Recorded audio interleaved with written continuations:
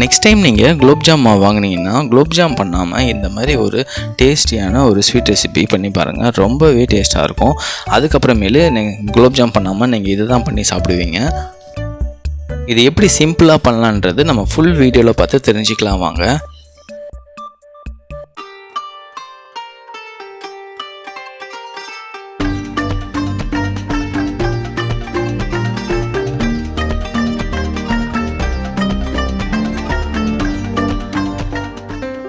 First வந்து நம்ம நார்மலாக குலோப்ஜாம் ஒன்று வாங்கினா ஒன்று ஃப்ரீன்னு இருக்கும் பார்த்தீங்களா, அதை வந்து எடுத்துக்கோங்க.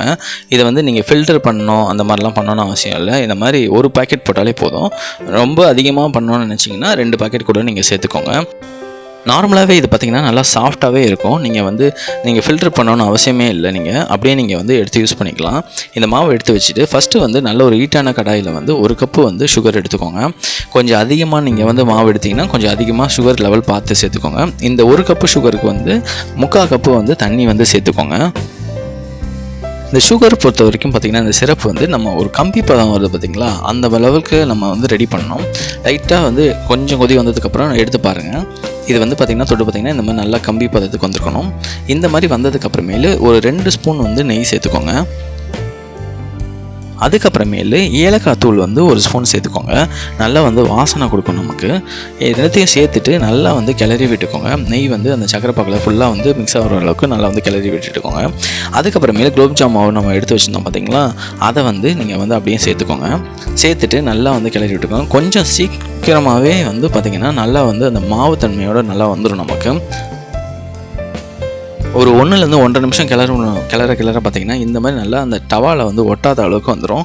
அதுக்கப்புறமே நட்ஸ் வந்து முந்திரி, பாதாம், பிஸ்தா உங்களுக்கு தேவையான நட்ஸ் வந்து இந்த மாதிரி நல்லா சீவிட்டு நல்லா வந்து இதை வந்து கிளறி விட்டுக்கோங்க. இதோடு சேர்த்து அந்த ஸ்வீட்டு உள்ளே வச்சு நம்ம சாப்பிடும்போது நல்லாயிருக்கும். வெளியிலையும் நம்ம வந்து அப்ளை பண்ணிக்கலாம். இந்த மாதிரி நல்லா ஒட்டாத அளவுக்கு நல்லா வந்து ரெடி பண்ணி வச்சுக்கோங்க. அதுக்கப்புறமே வீட்டில் தட்டு இருந்தாலும் சரி, மோல்டு ஏதாவது இருந்தாலும் சரி, கொஞ்சம் நெய் வந்து அப்ளை பண்ணிக்கோங்க. நெய் அப்ளை பண்ணிவிட்டு நல்லா வந்து நம்ம ரெடி பண்ணி வச்சுருந்ததை ஃபுல்லாக வந்து இதில் சேர்த்துக்கோங்க. அப்போ தான் நமக்கு ஒட்டாமல் வரும். நமக்கு உங்ககிட்ட பட்டர் ஷீட் இருந்தால் கூட நீங்கள் வந்து பட்டர் ஷீட் யூஸ் பண்ணி கூட நீங்கள் வந்து ஷேப் மாதிரி ரெடி பண்ணிக்கலாம். இதை வந்து ஷேப் மாதிரி ரெடி பண்ணுறதுக்கு முன்னாடி ஒரு ஸ்பூன் வச்சு நீங்கள் பண்ணும்போது ஸ்பூனில் வந்து கொஞ்சம் நெய் வந்து அப்ளை பண்ணிக்கோங்க. நெய் அப்ளை பண்ணிட்டு உங்களுக்கு தேவையான ஷேப்பில் வந்து ரெடி பண்ணிக்கோங்க.